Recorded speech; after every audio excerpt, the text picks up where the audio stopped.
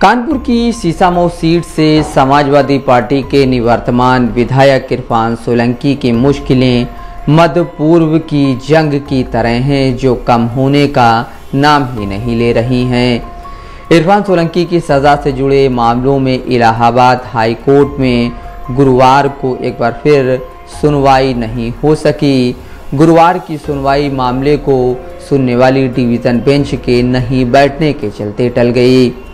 यह सुनवाई जस्टिस राजीव गुप्ता और जस्टिस सुरेंद्र सिंह की डिवीज़न बेंच में होनी थी। हाईकोर्ट इस मामले में अब 17 अक्टूबर को सुनवाई करेगा। इलाहाबाद हाईकोर्ट में गुरुवार को एक बार फिर सुनवाई टलने से इरफान सोलंकी की सीसामऊ सीट पर प्रस्तावित उपचुनाव रुकने की उम्मीदें न सिर्फ धूमिल हुई हैं बल्कि करीब करीब पूरी तरह ख़त्म भी हो गई हैं। अब उम्मीद ये की जा रही है कि 17 अक्टूबर को होने वाली सुनवाई से पहले चुनाव आयोग यूपी की 9 अन्य सीटों के साथ ही कानपुर की सीसामऊ विधानसभा सीट पर भी विधानसभा के उपचुनाव का कार्यक्रम जारी कर चुनाव तारीखों का ऐलान कर सकता है। ऐसे में इरफान सोलंकी को कोई राहत मिलने और उनकी विधायकी बची रहने की उम्मीद अब बहुत ही कम बची है। इरफान सोलंकी की याचिका पर यूपी सरकार की अपील और 2 अन्य आरोपियों की अर्जियों के साथ सुनवाई होनी थी। निवर्तमान विधायक इरफान सोलंकी ने 7 साल की सज़ा को रद्द किए जाने की हाईकोर्ट से गुहार लगाई है। इसके साथ ही अदालत का अंतिम फैसला आने तक सज़ा पर रोक लगाए जाने व जमानत दिए जाने की भी मांग की है।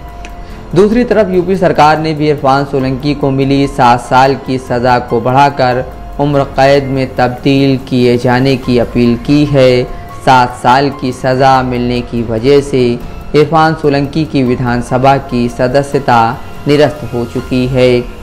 उनकी सीसामऊ सीट पर उपचुनाव प्रस्तावित हैं। अगर हाई कोर्ट ने इरफान सोलंकी की सज़ा को स्थगित कर उस पर रोक लगा दी तो उपचुनाव रुक सकता है। हालांकि इसकी उम्मीद अब बेहद धूमिल हो गई है।